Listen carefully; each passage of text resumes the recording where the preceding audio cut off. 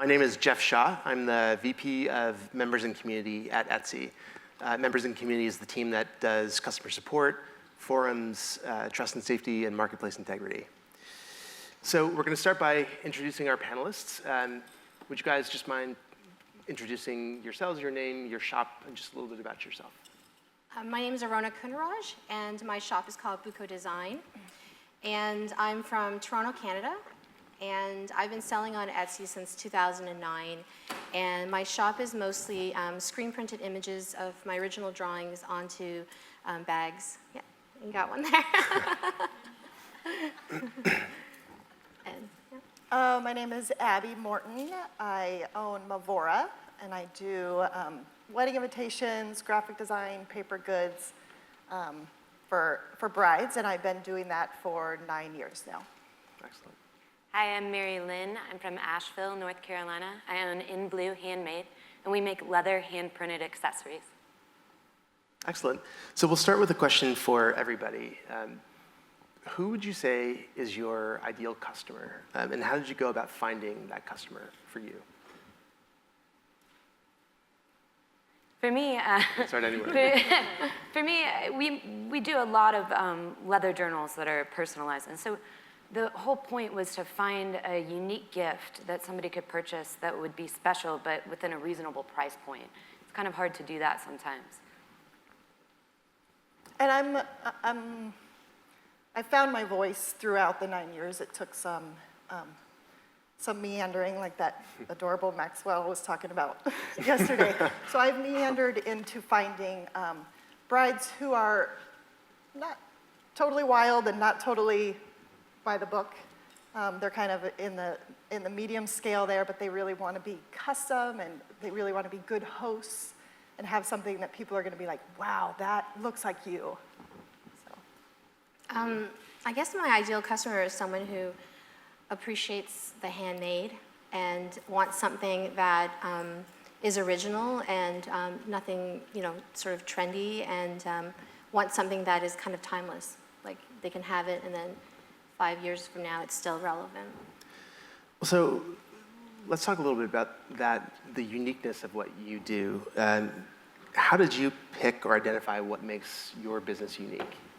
When I first started, I started about 14 years ago, and I kind of sort of stumbled upon screen printing, and a lot of the stuff that was out in the market at the time were a lot of really computerized looking images. And so I knew that my imagery had to be something that was a hand-drawn image so that it felt like it was coming from me and had my own personality. And I feel like that's what sort of stands out with my work and makes it easily identifiable. And just sort of using certain, techniques and colors and trying to kind of keep it really sort of unique to making it look less mass-produced and more handcrafted. Really tying it back to you as the maker. Yes. Right. So, because a lot of the stuff, we don't manufacture anything outside. Everything's done in our studio. And at some point, I've done something to the piece. Like I've had a hand in it. And I think that's what keeps it sort of original to us. So, Mary Lynn, you've said that a brand's personality is key. So how would you describe your brand's personality and what forms that takes in your business? It's hard to be, in general, competitive, or, we make leather books. I didn't invent a leather book, so I have to stand out in some way. And I think it's really important through social media and through our website and photography to show who we are, to make sure that we can connect with our clients. We love dogs. Our dogs are in the studio with us, so there's tons of pictures of our dogs running around. We love music, and we've been at music festivals, and if somebody is up there on stage playing in one of our guitar straps, we want pictures, but we want to get excited about that. And we want our customers to get excited that we're excited. I think it's about a bond and a loyalty to kind of watching each other, both our customers and us, go through life together. And I think that personality is kind of what keeps people coming back. So it's actually a really good segue. I wanted to hear how each one of you uses your unique story, specifically in product development. So what's special about your brand or business that you keep in mind when you're designing and releasing a new product? And we can start anywhere. Yeah, for me, with the personality, again, it's, with this personalization on the item, somebody can add a song quote or just an inside joke to their item. We can add text, and they can choose from 3,000 images. And that keeps that kind of connection going, that keeps that unique, and that also represents us by representing you as a customer. I think I've built my business on specifically tackling the needs of people. I mean, I was put on this earth to love people. I'm all about people.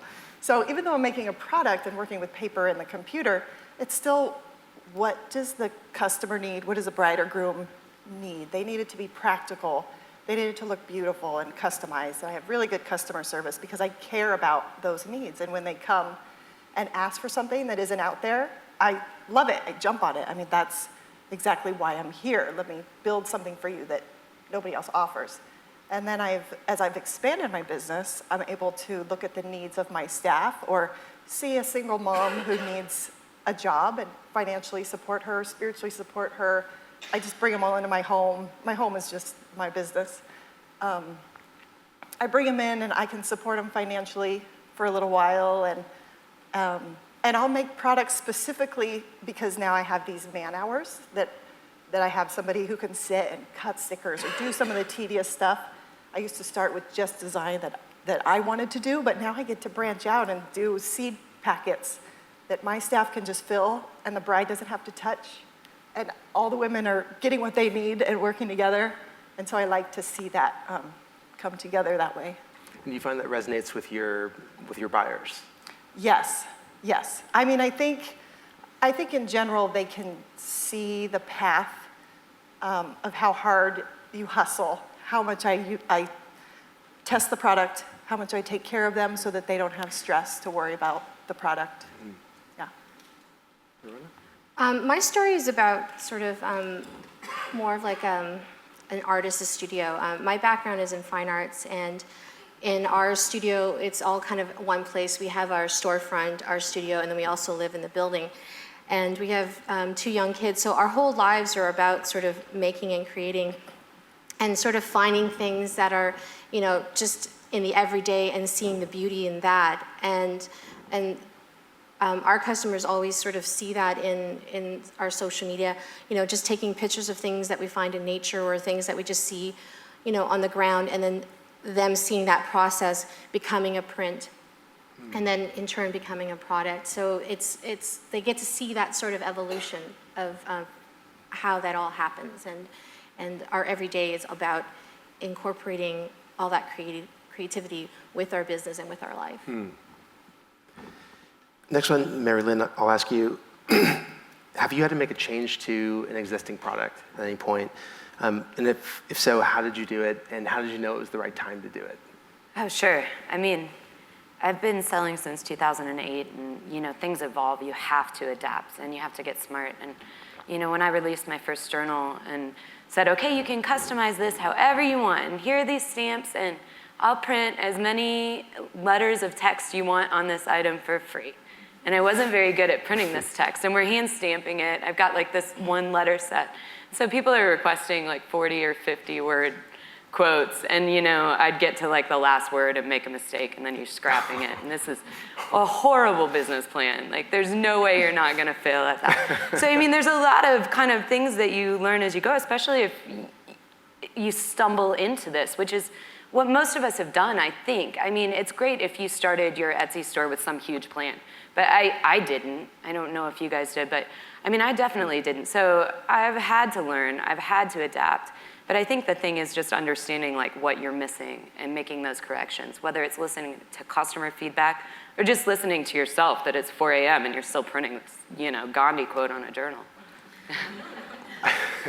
I think one of the hardest things for a lot of sellers is accepting that they have to change something, right? That or feeling a sense of failure that this product didn't work. How did you sort of overcome that? I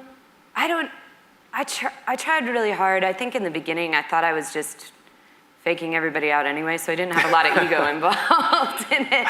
Now maybe more so, but you have to be able to deal with that. You have to look at things outside of your own your own emotion around it and just say, okay, this doesn't work. I mean, you know, I had a starting point that was smart. What can I do to tweak it? What can I do to adjust it? Understand that, you know, everybody, your customers, know what needs to be sold. They know what they want. You know, so them telling you and you listening is you doing something right. So Abby, you in particular, you design and sell goods in a really saturated market, paper goods for weddings. So how do you source your ideas and inspiration from the industry and from other makers? Well, I obviously now have a good presence, and I have a lot of brides that are on top of trends. They have great ideas that come to me and with a problem, and I work with that, like I said. But I also, the advice I'd give when you're working in a big market is to look at, I don't look around too much, but when I look at the magazines or the Etsy search pages or the treasuries and things that are trending, years ago, I used to see what was working and be like, I want to be like them. That's what I want to do. That looks so beautiful. And that's not actually where I excel. And that market is already filled because that position is filled. They're great at this. Like some people do just amazing swirled, you know, damask work. And I'm like, I want to be like that. I did that, or plain text that just looks classy. Other people are doing it, and other people are doing it better, and other people are doing it for cheaper. So I started to look at what is not there. You have to look at the negative space and look at the failures and say, where are we going wrong in the wedding industry? And that's why I launched a couple years ago favor bags, because I looked, I'm like, you guys are not excelling. We're not excelling. We could go further. We could do better. I could do better. So I looked at that negative space and I start to get specific into that negative space and make a space for myself. Do you find you're learning from your customers in that sense too? That you're getting ideas or you're learning about trends through them? Yes, definitely. And what they say in conversations, but also what they buy, you know, what becomes, or what they pin, what becomes a popular theme. And a lot of times I don't have a lot of investment I have to do. I could just share a product and be like, let's check popcorn out. Let's check carnival theme. And some things start hitting a lot better, and you're like, well, that's the path I'm going to take. There's a need for this, yeah, and this is a trend. Arounna, you in your shop and bio, you speak about remaining true to who you are. So are there questions that you ask yourself when you're creating new products to make sure that you're remaining true to yourself? And how do you balance your own style with those, with being influenced by those around you? Well, I feel like I wanted to kind of reflect on a question you had for her. When I first started making bags, I started doing geometric patterns, and they didn't do well at all. And then I started doing sort of more floral and birds, and they did amazingly well. And I think the idea of looking at things not in the sense of like failures, but looking at things in terms of, you know, you kind of started off with that, and you can always kind of go back to things, like rather than just scrapping things completely. And then, you know, it came back full circle into doing sort of more of the geometric prints, because that's sort of where my interest lied. And so it's kind of interesting to look at things that you've done before and then bringing them back and then seeing them in kind of a new light. And I guess I think that's a really hard question of being true to yourself, because I feel you just have to kind of stick to your own interests, and it comes through in your work. I think if you start to look at what other people are doing and trying to emanate that, it will never feel really true because your full heart isn't into it. And I feel that because I'm using all my original drawings, I feel that a part of you comes out of that regardless. And then it kind of, you know, it follows suit with all the other things that you've done. And this is such an interesting tension, right? Because on one hand, you're successful because people like what you have designed yourself, right? Mm-hmm. But on the other hand, there's all these trends happening in the markets that you're seeing. How do you sort of navigate it's hard. Just sort of staying true to your own vision and just trusting that your customers will show up? I always tell people that if you follow a trend or something, it just sort of fades away eventually. And I feel that certain things that you do it will kind of stick longer, I feel. I don't know if I'm answering that right, but you know what I mean? And I feel that, it's a really hard question. I don't know how to answer that. It's just sort of, you know what I mean? You just know, and it's really hard to kind of explain. Well, following your instinct. Yeah, right? your instinct. And I know that sometimes people say that, you can't always rely on that, but I always feel like, I always know when something isn't gonna work. Like if I do something, and I was saying to the talk we did yesterday about how when I do something, a lot of times I do sort of a prototype and I use social media as a gauge because, essentially those are the people who are gonna buy the work. And then that usually kind of gives you sort of confirmation that, okay, yeah, you're on the right track and, things are good and you can always tell when something isn't gonna work and then you put it out there and, it's like crickets, right? And you don't hear anything. And so I think that's the luxury of being a small business is that you can kind of create things in smaller batches and not feel like you're, investing into, huge quantities and then crossing your fingers that it'll work. Right, it doesn't have to be just blind instinct and, $1 million investment, right? It can be testing on a smaller scale. This actually segues really nicely into our final question, which is a bit of a hard one. So, you put a lot of time into developing your products, making them unique, you gain popularity, you get more exposure. But the flip side of that exposure is that you open yourself up to being copied, right? So how do you three deal with the potential of your work being copied? So sort of legal remedies aside, there are usually a couple different business strategies. One is make your product really hard to imitate, and the other is to just accept that your good ideas are going to be imitated, so just keep on innovating. Do you choose one of those or another one altogether? I'd love to hear. Well, in my market, I make bags, and we don't create in a vacuum. So if you're doing one thing, somebody else on the other side of the world is probably going to have similar ideas of doing something else.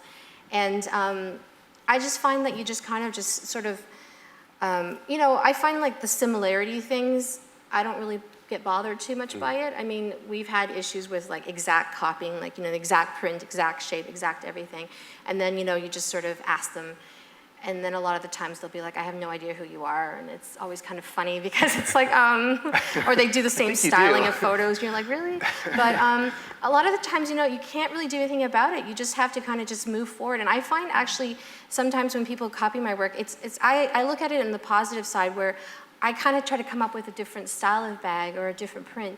And it kind of pushes me forward to kind of create differently and maybe better and kind of maybe I find that it's like a signal to move forward, to kind of move on to something else and sort of look at it in that way and not dwell on it. I know that it kind of hurts at first. I say this and it does, it hurts, but because you spend so much time and energy in your work and it does hurt, but you have to kind of just accept the fact that it's going to happen and there's really nothing you can do about it. Well, this goes back to what you were saying earlier about trusting your own instinct and trusting your own design sense and realizing like people are coming here for me, right? Yeah. And so if someone else copies that idea, I know that I have a lot of other good ones. And most likely you have two different customers. Like the customers who are going to buy from them are not going to buy from me and vice versa. Right. So, you just have to kind of trust in that. But you should always try to look at it in the positive side and just take that and move forward. And, and usually they eventually fade away because it's not true to them. Yeah. And then they just, you're the one that has all these ideas. And so you're always able to kind of move forward from all that. Yeah, I'm a part of an Etsy wedding team, and they've been so great to just bounce that frustration off of. It's great to be a part of a team. And they're always like, shake it off.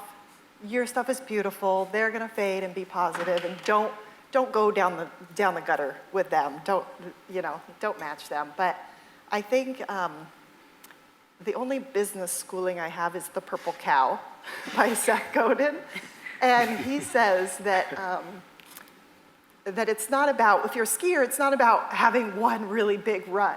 You get as many runs down the mountain as you can before the sun sets. So it's not my job to make one great item and just sit there and be like, I did it. Someone's gonna follow.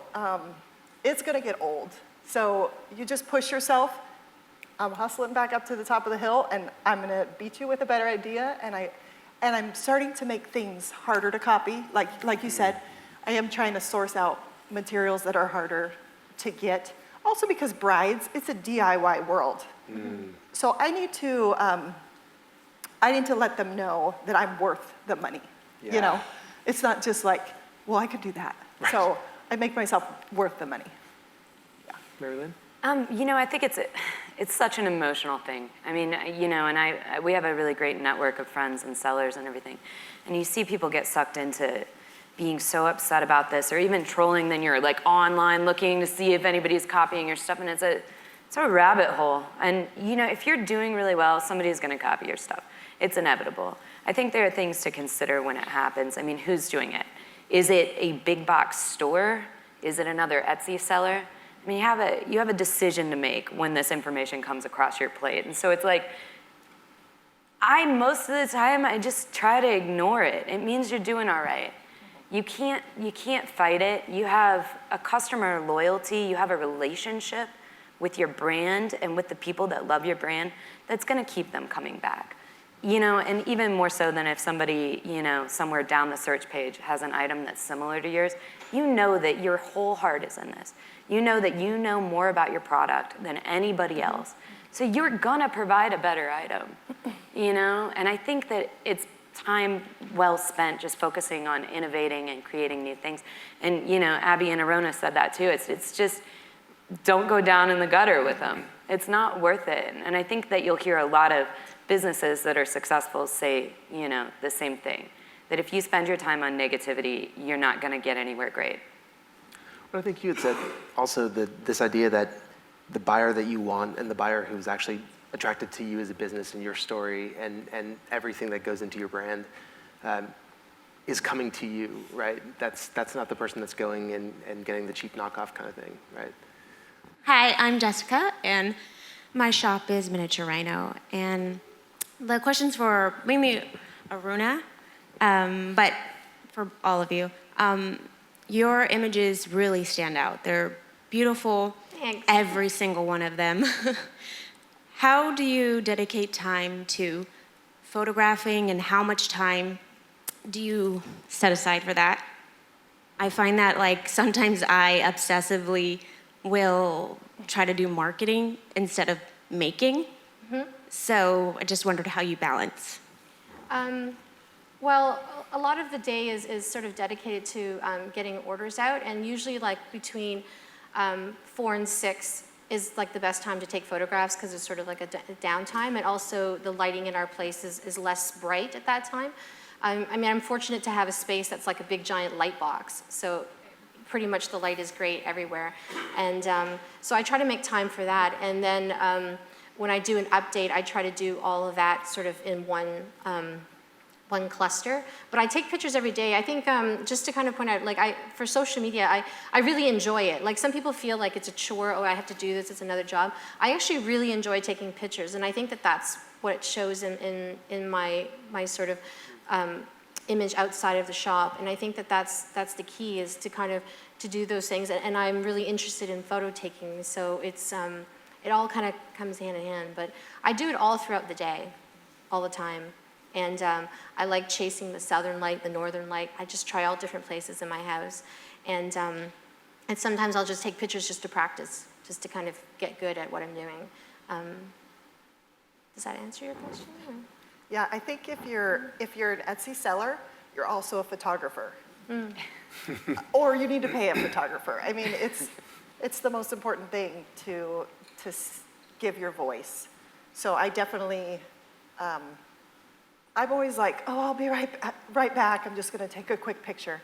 Like 3 hours later, and I Photoshop everything, but I still try to make it very true to what it's gonna look like, because brides don't want surprises. So some of the Photoshop is actually making it look more true to what it's gonna look like. And then my other photography tip is take a lot of pictures. Take 100, and then Photoshop 3. And then pick one for your best. I think it's also good, just one last tip, to have a roster of things and surfaces, like 5 or 6, and then just repeat them. You know, and then I think that helps, rather than trying to come up with something different all the time. You know, like if there's you know, I'm starting to use now like poster board paper, and it works great because you could kind of shoot from above. So just try to pick like 5 or 6 that work, and then just keep repeating them and changing them. And then that will make it consistent because they're all kind of similar. But not all exactly the same. Because when it's all exactly the same, we're like, kind of Yeah. bored. This is too neat for me. So, I was actually looking this morning at your shop at your wallets, and I actually really liked, to that point, how all of the same types of wallets are positioned the same way in each photo. So as you're scrolling down the page, you can sort of see that's one with that design and that design and that design. Right, I think it helps to kind of pick the item out if you have a diverse kind of line of items. So we have wallets, we have journals, we have bags, so it just kind of helps that kind of pop out if they're not going to go to your shop section, if you do have those things sort of positioned the same. But I think cohesive is the word du jour for your photography in your shop. You're always going to be tweaking and learning different things about photography, and you know, you have some listings that are from a year ago, 2 years ago, and you have some listings that are brand new, and maybe you discovered some new trick this week. It should still vibe you, you know, it should still seem like you, and I think that's the important thing. Hi, I'm Kathleen DiResta. My shop is DiResta. I'm a jeweler. And something I'm not that familiar with Etsy is we post, it's 20 cents. I know it could sit there for 3 months. Do you guys pay to have them renewed every day? Or how does that work to kind of get on top of the pile of images or stand out more? I don't really. Recency versus relevancy, I guess.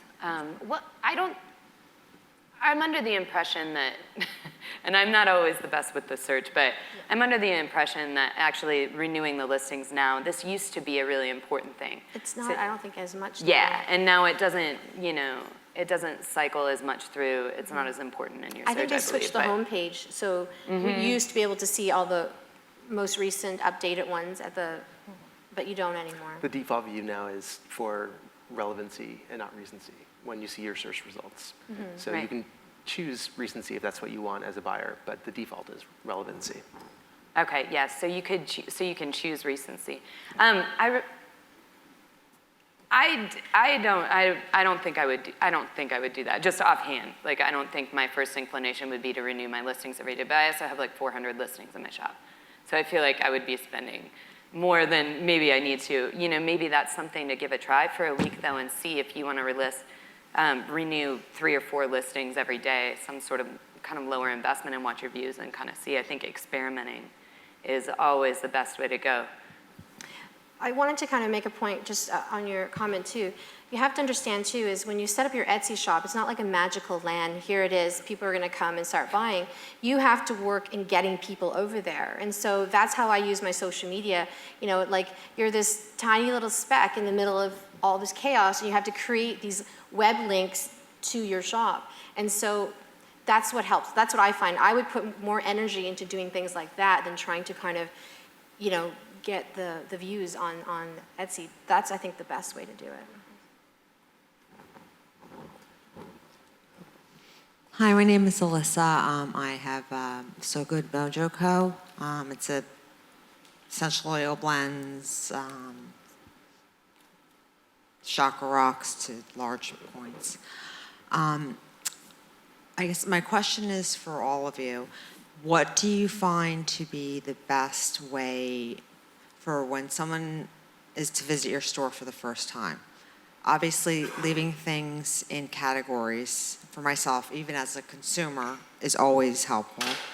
But for a visual, do you sort of have kind of like a smattering of different products? So when you first go to your shop, it's kind of like you see different things, or like how do you find the best way to organize when someone searches out your name, they go to your shop?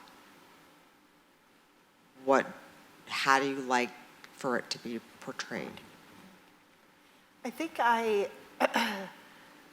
it's hard because Etsy, it just has them all. So you're like, oh, that one doesn't look good next to that. You know, one. it almost looks chaotic Yeah, sometimes. it can look very jumbled. But actually, in the last couple of years, I've switched my mindset to be, most of my customers are coming through Etsy search or Google for a specific product.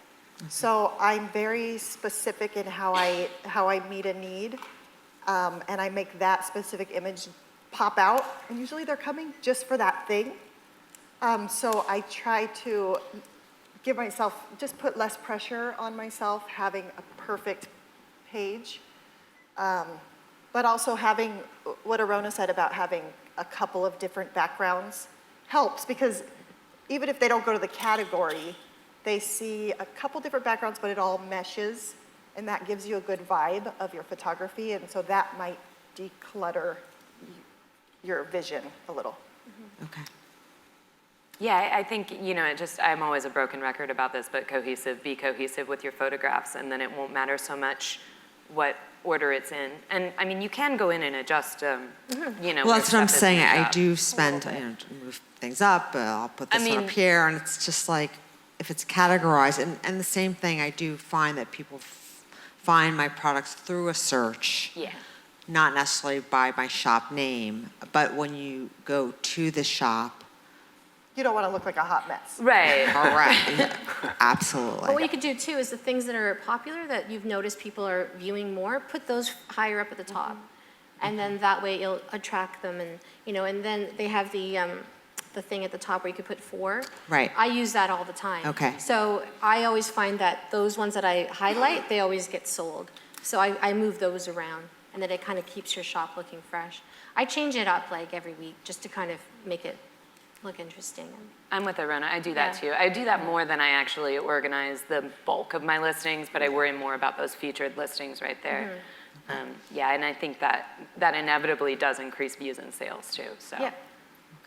I think I have a hot mess a little bit, but it's cohesive. And over the years, I've lived in 3 or 4 different places that all had different lighting and wood, but it still has my voice, and it's made a depth, I think, that people appreciate, even though it's messy, it's deep. Well, and there's some reality to it Yeah. also. It's not, when something looks overly photoshopped, or it's kind of like, But you know what Right. worked for me actually is I've condensed my shop, and I found that ever since I condensed my shop, I did better in sales because it was less to look at.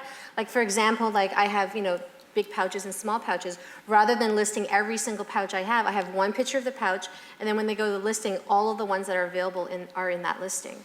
right, I do like that, for the drop yeah. down, 'Cause like a then that way variant it's or not something. so visually cluttered where there's like a pouch on every row. Right. And so you can think about things like that. If there's things that are very similar, just condense them.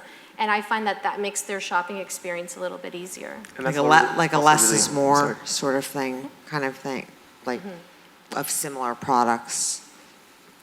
Yeah. Very good. Thank you very much, all of you. And I was just going to say that's really authentic to your brand too, really sort of aligned with like sort of a more minimalist style Yes, and very a minimal. simple, clean, right? So we have one question from Roseanne on Twitter. Should a shop focus only on one style of product, like jewelry, or can you be more diverse, such as art or home goods? I don't know if my experience translates to all industries. But my experience in wedding is still broad, but it's still one event. But in my one event in my field, I have definitely grown a lot from diversifying. I started a couple years on one big front, invitations, and then I added save the dates, and then I added favor bags, and now I'm tinkering with a new line of products to meet needs and meet my staff's needs. And each product has a different season. So I was having a slow season, so I'm like, in the summer when people are getting married, they're not buying wedding invitations, but they are buying favor bags. A week before their wedding, they need favor bags. So diversifying in that way can help your money come across the seasons. I think you can also list things too, like you're saying seasons. Like maybe you bring out some more gifty things around the, like the sort of fall months. Like cohesiveness is so important. Like I think if you, like for example, like if you're an illustrator and you have like pillow covers and phone cases and stuff, but they all have this quality of your illustrations, then they kind of all then you works can do it, together. But yeah. I think if it looks like you've got jewelry, then you're making, vintage pillows and this, and as long as it has a similar style and feel, I think it works. Yeah, I think Yeah. I think it takes some more strategic marketing if you're going to have a really diverse line. Like, with Abby's stuff is all for weddings, so it makes a lot of sense to have everything in one place, or like all of my stuff is leather, and so it kind of goes together. If you have two very different product lines, you need a plan that ties them together, that makes them, make sense, or you need two different shops. And you just kind of have to look at what's selling in your shop, what's getting views, and, in one day, are you getting, 2,000 views on your jewelry and no views on your painting? Okay, well, maybe it's time to split those up and focus on a marketing for the painting. And it doesn't cost you more, too, to have two different shops. So it's okay to kind of do that, and then you can kind of cross-promote them together. And tell a cohesive story for each one of those, right? That actually makes sense to the buyer. Right. I'm Kate Taylor. My shop is Kate Taylor Design. I'm a jeweler, so, the first few years are like every day I'm hustling, and it's so encouraging to hear you guys say how long you've been doing your shops, because it's like, I always feel like someone's been at it 1 year and they're like going crazy with popularity. So can you guys just share for like getting pumped up, like a moment when along the way you were like, damn, I'm doing it. Like when you got certain press or followers, or just something that like really sparked you to keep slogging through. Like besides right now. That's good too. Well, my husband and I both do the business together, and we had full-time jobs. And I guess that moment when we realized that we made our salaries for a month in 1 week doing our shop, that was when we realized, okay, this is gonna happen. Like we could do this full time. And I find like if you have a job and you're trying to balance your job and balance, your craft business, you're only going to get part of you in that craft business. And I think the moment you sort of, focus it on full time, you put so much of your energy into it, because this is your livelihood. You need it. So you kind of, I think your energies are different on that. But I think the moment that we realized that we could do it like that, then that was sort of like a great moment that this could be a job. Yeah, just trying to be totally transparent. Let you see, my company is based on failure. I opened as a photography kind of business. And then I was like, oh, that's not selling. And then I was like, photography and cards. Another year went by, that's not selling. And then I looked at the wedding industry and I did what I said about looking for holes and failures. And I was like, I could maybe run with this crowd. We need more good stuff here. So I started there. So the first 3 years, nothing. The next 3 years, I started building. And the next 3 years, I'd say I'm a success. I'm where I want to be. So it takes some time, definitely. I think it's really important to celebrate with every small thing too.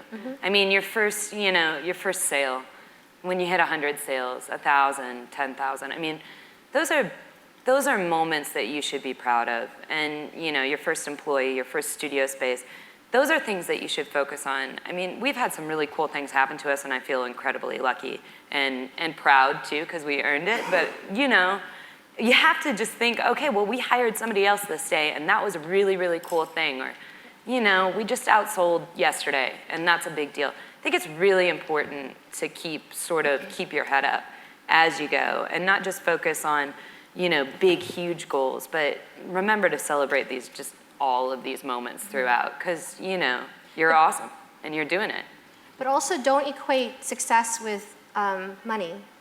Like, don't equate having a certain amount of sales or selling lots of not being successful, I feel like we focus too much on that, and I think that you should try to focus on just, what you're doing in your work, and if you're not selling lots, it doesn't mean your work isn't great. Like, try to keep that in the back of your mind too. And there's definitely, I think, a big downfall in I don't know if it's everybody or women or artists. I think artistic women are especially vulnerable to looking to the side. What are you doing? How are you doing? I mean, I got picked for this to help mentor, and I'm looking around, everybody else is better than me. I'm not that good. So it's hard to find your value. But I've just been thinking about, and The Apprentice, Lisa Gibbons said, and did she win? I think she won. And she said, stay in your own lane. And I always just think about that. I always think, don't devalue myself because I'm comparing myself. Just stay in your own lane. You are beautiful, you have value, and be positive, you know, rock it. I think that ties in actually a lot of things we talked about today is about, it's about you being you. This is all about your success. This is all about you being unique. And that's what makes, you know, these successful shops is that we had something that we took our own path and we did it our way. And that's what elevates it. And I think that's so important is to celebrate yourself and to be you, stay in your lane. You're not going to compare yourself to somebody else. I think that, you know, I think those are ingredients to success with your shop. If your shop fails, meander. Just find where you're supposed to be happy. And sometimes if it fails, it's meant to fail, so that you can move on to the next I thing. learn a lot. Yeah. I love a good failure. Yeah. I love that your brand is built on failure. Oh, yeah. I really do love that. I It's think like that's amazing. Foundational.